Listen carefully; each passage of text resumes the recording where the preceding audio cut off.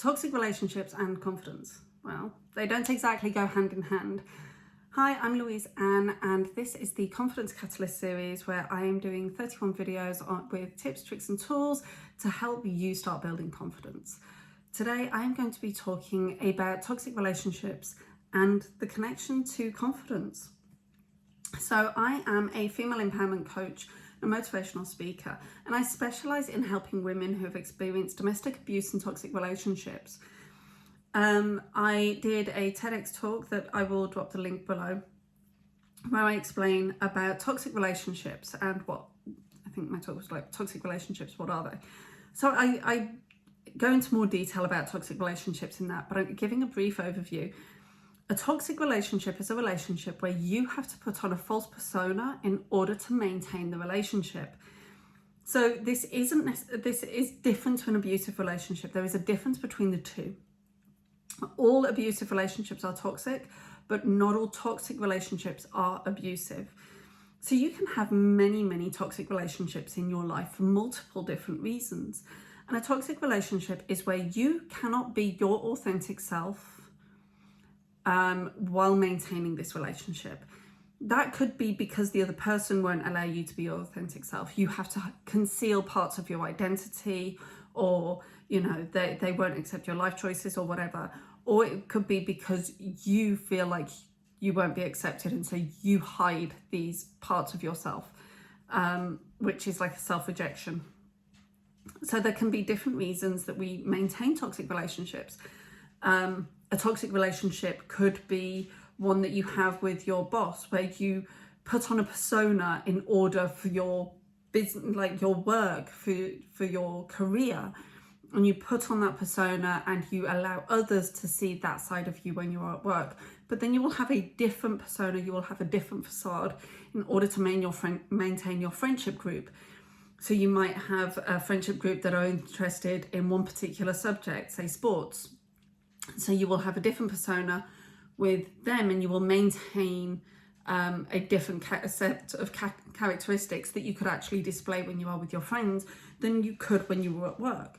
And that's normal. That's the society, it's the world that we live in, where we have multiple different identities for the people that we have around us and in our lives.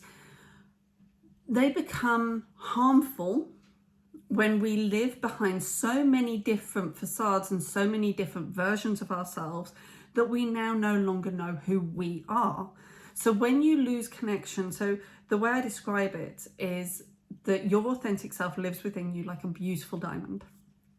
And as we grow, we learn to conceal parts of that diamond, to dim our light and to even out the sharp corners and make ourselves more palatable for other people. And after years and years and years of putting on all of these layers of dirt and mud to try and shape ourselves into what other people want us to be, we lose connection with our authentic self. That diamond that lives within us is no longer visible because it's shielded by all of these facades. What that means when it actually comes to your confidence is your confidence comes from reconnecting with your authentic self. It comes from digging out and finding that diamond that lives within you once again. And it doesn't mean that everybody has the right to have access to that version of you. You can maintain facades for different people, but it means that you connect to that part of you. You stop lying to yourself about things that you've been told you shouldn't like, or aspects of yourself that you shouldn't be. And you stop concealing and dimming your light and taking away the edges that other people thought were too uncomfortable. So it would be like growing up, if you were constantly told that you were too loud. It's like, oh, don't you have an indoor voice? Or you're always so loud, you're like a foghorn, I can hear you from the other room, and all of these kind of remarks about how loud you are. And so growing up as a child, you realize, oh, okay, being loud isn't okay, it isn't acceptable. So you start to quieten yourself down to make yourself more palatable for those around you. And So you start to become a bit more softly spoken, and you don't express yourself so much, and you try to stop yourself from getting overexcited, because when you get overexcited, you get louder. So you start to control all of these aspects about yourself, when naturally, if you were given the opportunity to be yourself, you would be loud, and you would express yourself loudly, and you would share your thoughts and your ideas excitedly, and you would be able to embrace that part of yourself. But for years, you've toned it down. So confidence would be accepting that I am loud. I am a loud person, and my voice carries, and people don't always like it, and that's okay, because I'm loud. And not everybody likes loud people, and that's okay. But I'm still loud, and I don't mind that, and I like that about myself. And it's that's where your confidence comes from. It comes from accepting the parts of yourself that other people have told you were unacceptable. So toxic relationships are where you hide yourself behind these facades. And your confidence comes from accepting who you genuinely are underneath all of these facades, your authentic self. So if you have maintained multiple toxic relationships, which I'm telling you, you would have, because we're humans, and that's the world and the society that we live in. But what you need to do is start becoming aware of the toxic relationships that you've had, why you've maintained them, and what parts of yourself you had to change or dim in order to maintain that relationship.